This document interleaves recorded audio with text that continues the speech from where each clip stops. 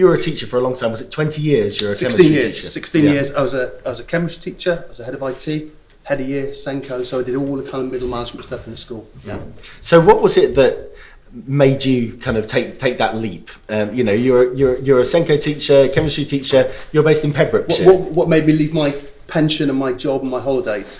Right, it started as a hobby. I started on the ZX Spectrum when I was 10 years old. So I was just making stuff for fun. And I started making some money. And then before I realised it, it was a choice of, okay, so I either grow this business or I stay teaching. And if you've ever taught for, any teachers here? If you've ever taught for 16 years, that's like, yeah, you know, you get to the point where kids put their hand up and say, I need some help. And you're just like, oh, not again, you know. It was that. But that's a pretty tough decision to make. It was. Oh, mate, my first 6 months, so I left teaching 3 years ago. And our first 6 months, my wife was in a horrible job that she hated. So there was a lot of tears every night. Yeah. I'd be coming home saying, you can't leave your job because we're screwed without it, you know. And every day I think I'd have my head in my hands at some point going, oh my God, this is terrible. What have I done? Yeah, but things just started taking off from there, really.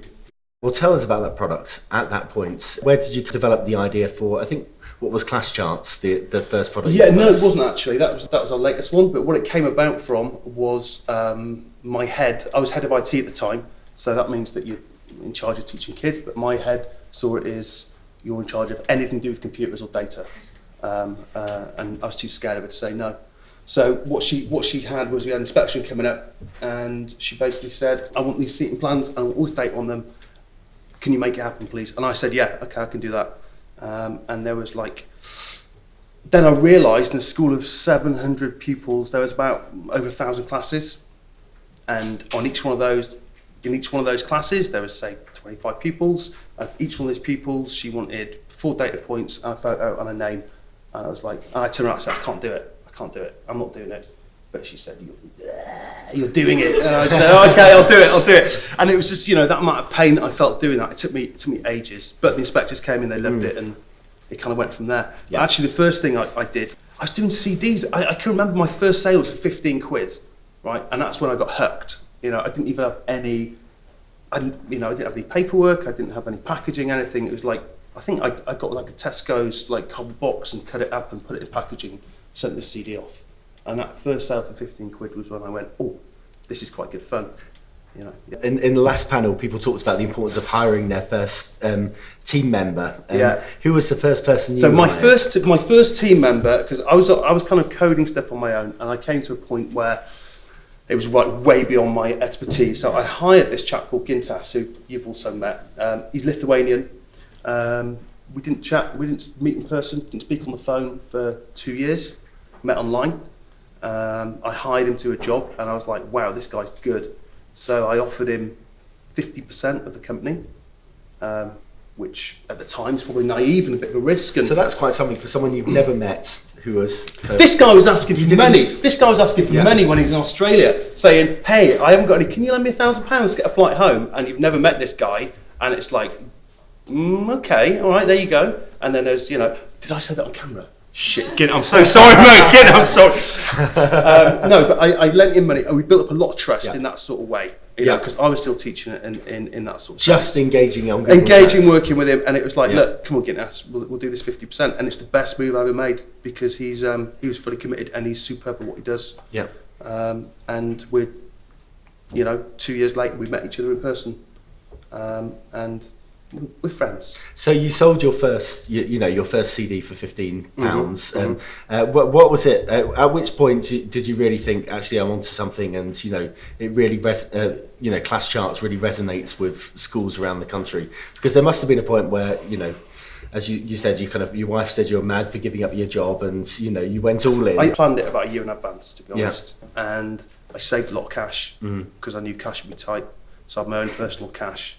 We had like an employee at that time, a lad I used to teach, and so he was kind of sitting at home at my house in the barn, and I just kind of felt responsibility. And it kind of comes to this point where it's like you've got people working for you, and it's like, well, I either teach or I look after this and develop this. And I think I made the right move. He wasn't the last employee that you've kind of employed that used to be a former students. And am I right in thinking that 70% of your Probably, employees now are former pupils of yours? Yeah, nearly all of them. Our recruitment process is really simple. I was a teacher for, like I say, 16 years in a secondary school in a small town. So I've taught maybe 4,000 kids in my time.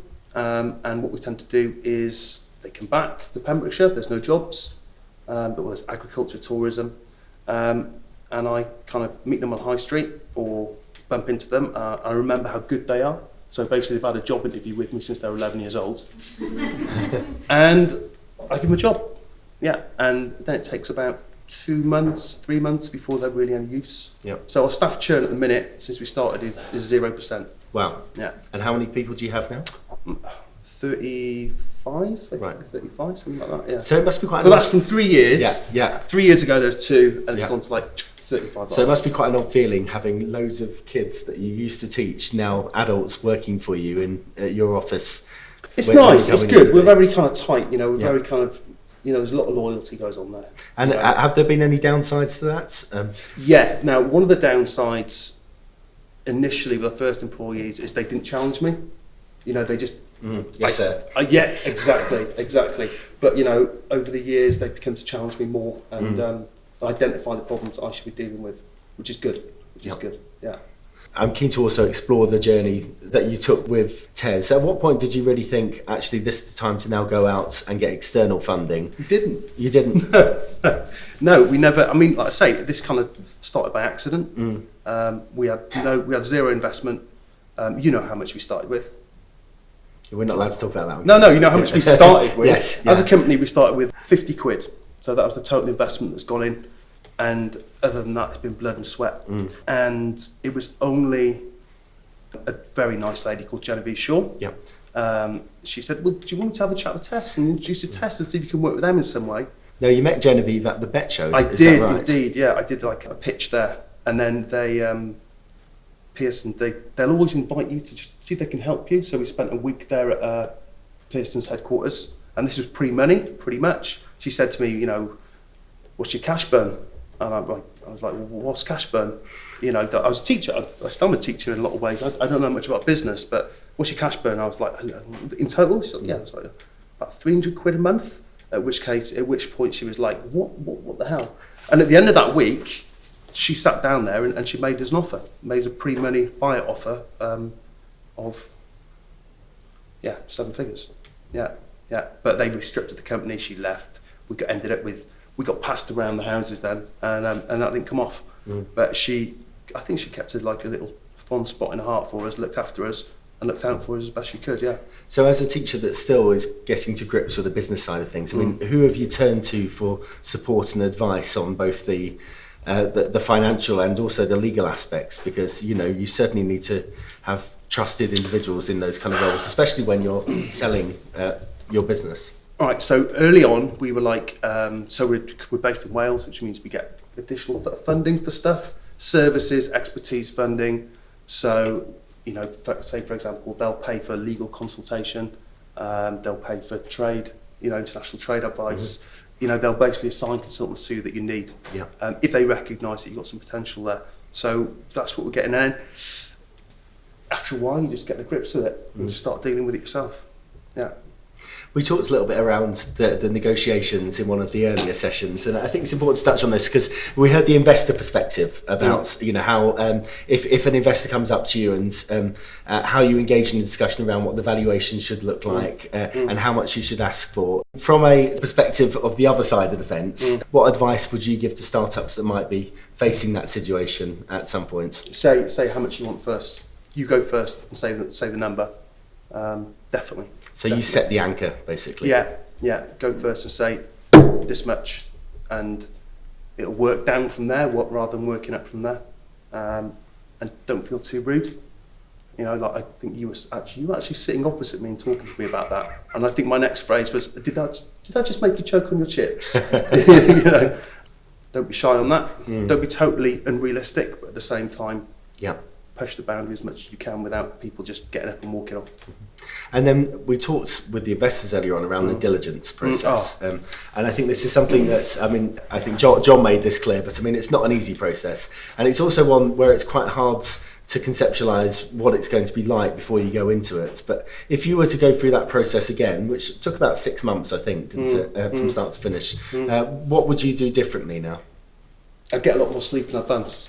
Right, and you know, yeah, it's given me grey hair and started smoking again. Sorry, I know I shouldn't, but it just happens, you know. It's really stressful, it's full on. And not only is it stressful, but you need a lot of money, personal money to do it. Something that's not mentioned, that I didn't hear mentioned so far today, is what you're doing is you're selling your company. So it's not your company that's going to pay for your legal fees and for your accountant's fees and everything else that your consultants are on board with, and you're paying for it. So you need to, you know, it gets to the point where you're like, you know, how much do we owe? And it's like, well, the bill right now is about £100,000, and then you go, you know, shit, because that's your personal cash. How do you keep your nerve during the negotiations? Because, I mean, ultimately, if the deal doesn't go through and you don't get the that's it. If the deal doesn't go through, you could get near the end and they could suddenly start kind of trying to change the deal or something. But to be fair, you guys were very trustworthy, very decent about that all the way through. Then you're in a really tricky position because you've just sunk 100 grand. And this deals might come off if you give them something extra or give them a lot extra. But if you turn around and say no, then there's 100 grand of your own cash gone. So you need to be kind of prepared for that. It's a big risk. You know, I was at a point where it's right, if this doesn't come off, I'm going to have to remortgage the house. But the rewards, if it does come off, it was a calculated risk. Yeah. So, I mean, there was discussion in the last session around keeping focused on one particular idea. Now, I know ClassCharts, you know, is the big flagship product of yours, but you do have quite a few other products. We actually sell more volume of other ones. Right. Okay, so we've actually got across our platforms, we've got, I think now probably about 4.5, 5 million students. We like making stuff. So we took a scattergun approach and built seven products, all of which made cash. Some have made a lot more cash than others, but all of which made money. And now we're just we just leave the other ones just to sit there, and now we just kind of focus our development on our 2 or 3 main ones. So a point has come now where you're actually you're more focused, and you're not making other things. Do you miss, because obviously you like making stuff, do you miss that earlier point where you could basically just go off on a whim and develop? It's so much fun being a startup. It's really good fun. It's great. It's like so exciting and dangerous. But then once you've actually got a business, it's not as much fun. It's not as much fun. And you know, I'm a lot less involved in product development than I was. Yep. You know, when I was teaching, I was doing everything from tech support, order processing, sales, product development, bug testing, the whole lot. And now we've compartmentalised. So, you know, we've got everyone taking on all of those different roles, and now I just make sure they're doing their jobs properly. And you said you also have a sense of responsibility, really, to your team. Yeah. And I think that came across very well when I was in talks with you initially. I think I welled up emotionally at the time, just because I've known these guys since they're 11 years old. So there is a wonderful story about your recruitment strategy, which I think is probably one of the most innovative recruitment strategies I've heard of any startup. Please detail. All right, so there in Pembrokeshire, you've got smart people, like our systems manager, he was working with Butcher's Counter. Human Resources, she was working in the pound shop. So there's smart people there, and it's just getting hold of them. Yeah, graduates. Yeah, I don't think we've got anyone who's got less than 2-1. And, you know, so we're offering them a good job in the area. And if I want more of them, I pick a couple of my most outgoing, and I give them 50 quid. And I say, right, go out into town tonight with your business card, see who's about, hand out some business cards, tell them to get in touch with me. And yeah, I generally get, on a Monday morning, I'll probably get about, you know, 10, 15 emails from people I used to teach, people I know well. Yeah. The other way of doing it is to go to a recruitment agency who will charge you X amount for your first, you know, 6 months of their salary and so on. Yeah. So that's the way that I've done it. But I can do that because I'm in a small community and I know a lot of people there. You're now working with a much bigger organisation, much bigger at TES. And John mentioned earlier on that you actually have a member of staff who's actually in the office there full time. Best thing we've done. Yeah. I mean, that must have been a step change for you. It is with any company when they become part of a bigger organisation, a 100-year-old organisation. What's it been like making that transition? Well, fortunately, I've got John Romalee, the chap who was out earlier, as our kind of is one of our initial points of contact, and he's a very smart, switched-on guy. It's about getting visibility in the company because I think we represent less than 1% of their actual company, and everyone there is focused on what they're doing. And all of a sudden, you come in and you're like, so having Richard there on the ground in the office, basically his job, he said, what's my job? I said, Richard, go to TES, work in the offices, your main job is to make friends with people, okay? And that's what he does pretty much, and talks to the TES team. He liaises all the time with us. So you're also at ISTE as part of the UK Pavilion earlier on this year, and I know ClassCharts is now starting to go global. I mean, which were your focus areas? What are you looking at the moment, and how did you make those decisions? We're still mainly the UK. Yeah. Still mainly the UK, but we're doing really well in the Middle East across the whole product range. We've got schools. We've got schools that range from Moscow to New Zealand to Ecuador, Brazil. Quite a number of schools in the US, quite a number of schools in Canada. What's really nice about what we do is some of those schools, they're not international schools, they're actual native schools in those countries. So we've built something generic that kind of fits in a lot, around the world. Just thinking back over the last 5 years or so since you launched Edukey, what are the biggest challenges you faced? I mean, where have you really come up against kind of brick walls or serious obstacles? Money. The other one is connecting with school information systems. It's a nightmare. It's really, it's not easy. You're not just talking about Capita Sims here, you're also talking about the... I think we connect with, God knows how many we connect with now. We connect with loads. So we connect with load out in the US, we connect with some out in Australia, and then all of them pretty much in the UK we connect with as well. So that's a bit of a nightmare. Other challenges were, the challenge of scaling, the best advice I can give on challenge of scaling is before you hire those people, make sure all of your business processes are in place, because it's far easier to hire someone and say, here's your job, this is what you might be doing, rather than they come in, they start on something, and then you start changing things further down the line. They fall into habit, so it's way easier to get all of those business processes in place initially before they get going. Yeah. So we hired 12 staff in a period of a month, and then we used the expertise of our existing staff to get them all trained up and get them on board. Yeah. Around the Bet Show, because you've been through Bet Futures now, I believe, and I think last year you actually had a stall in Bet Futures and a stall outside, and this year will you be returning to Bets? Yeah. So what advice would you give the launchpads perhaps coming to Bet Futures for the first time? How do you make the most out of it? Basically, the first thing is you never know who you're going to meet. Okay, you never know who you're going to meet. Our first year there, we actually got a small stand, and there's some lady comes along, she's chatting away for an hour, and then she goes, at the end she says, look, I'd love you to get in touch, here's my card. They look on the card and she's the boss at Scholastic, and you go, wow, you just don't know who you're going to meet there. So you've got to be friendly, you've got to be approachable, and the main thing is, people at the Bet Show, they walk like this, they have blinkered vision. They're there for exhibition in a lot of ways, but they don't really want to interact unless they really have to. So if you can make them interact in some way, if you've got your most outgoing people, people who aren't shy, get them there. Our first year there was myself, Gintas, and some of the young staff who started with us initially, and they're all quite shy. And you've got to be quite outgoing now, I think. Really get yourself out. And you also engaged in a kind of a Dragon's Den discussion at your early, when you first came to the Bet Show with Genevieve and others, didn't you? We did, yeah. I mean, was that a useful exercise in terms of refining your idea? Or? That was a useful exercise in making a connection and getting us to where we are today. Yeah. That was one of those, you stand on the stage and do a pitch. So I actually mitched off school for a day to go and do that. And it was the first time I'd ever done anything like that, to be honest. And I think you have 3 minutes, and you've got a lot to cram in 3 minutes.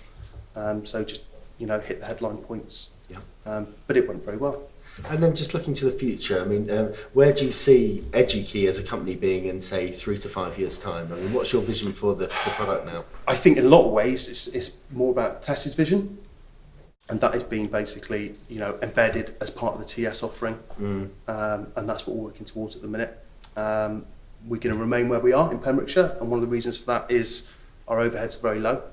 Our office rent for 30 people is £1,000 a month, and we get a nice view. And yeah, just move it on forwards. I mean, we're very much looking internationally at the minute. We've got one of our girls, Rose, is fortunately, she's actually from Vermont, so she's got a US visa. So she's starting over there in the US office just after Christmas. So it sounds like Pembrokeshire could be a good place for other startups to go. And I hear the surfing's good as well. Surfing's really good, but I don't get to surf. I mean, that's one of the reasons. Coming back, that's one of my thoughts is finishing work at like 3:30 and being able to go surfing wasn't quite enough for me. So I thought, well, if I do this, I can go surfing whenever I want. But it doesn't work like that. I don't really go surfing like that anymore. Yeah. Great. Well, Duncan, thank you very much. Thanks for your time. Thank you.